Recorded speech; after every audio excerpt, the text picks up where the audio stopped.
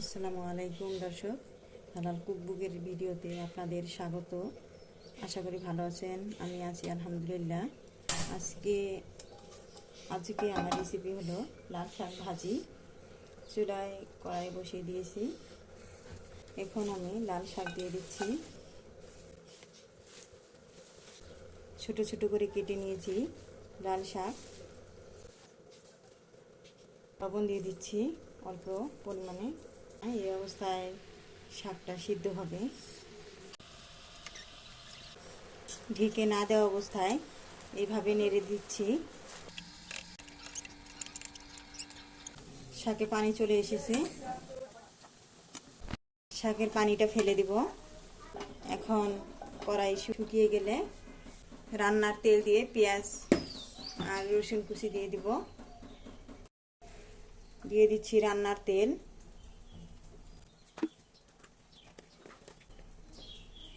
পেঁয়াজ কুচি, রসুন কুচি, কাঁচামরিচ কুচি। এখন এগুলো ভেজে নিচ্ছি।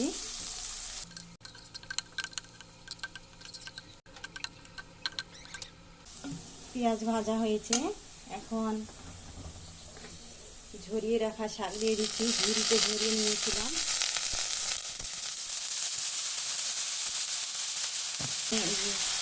প্রথমে শাকে আমি লবণ দিয়েছিলাম পরিমাণে কম, কিন্তু এখন আর একটু লবণ দিব।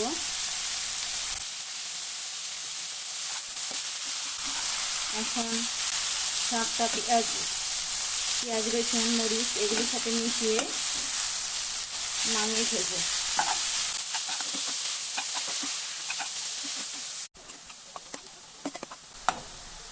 হয়েছে শাক ভাজি, চুলা অফ করে দিলাম। নামিয়ে নিচ্ছি এখন। আর মনে রাখতে হবে যে শাকটা যখন আমি প্রথমে দিয়েছিলাম তখন যদি ঢেকে দিতাম তাহলে শাকটা একদম সিদ্ধ হয়ে যেত, ভালোভাবে ভাজি হতো না।